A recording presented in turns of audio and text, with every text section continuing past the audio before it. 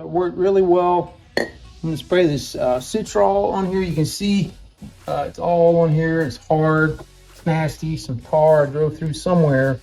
All the road construction in the area, but this stuff pretty impressive. They're gonna spray it liberally on here. It smells like a orange Citrol, got a citrus smell. All right, so you can see it dripping. See it kind of dripping down right now. And it's just eating through that tar, but it's safe for the paint, apparently.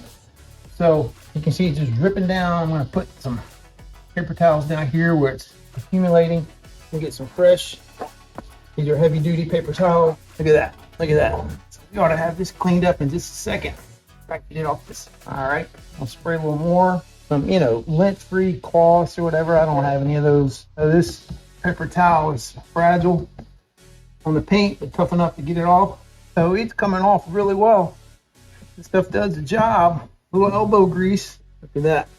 All right, just a little more. One more time. Let it do its thing for a minute, for a few seconds. So where we were just 2-3 minutes ago to where we are now, a whole lot better shape. So I think one more good scrubbing on here should be good to go. Okay, so we'll put a before and after picture of this back part.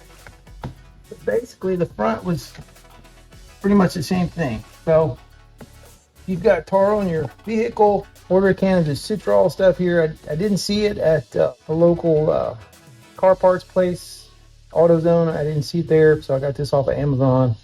It was around $20, somewhere in that ballpark. So try it out. Hopefully that'll help you. Thanks for watching.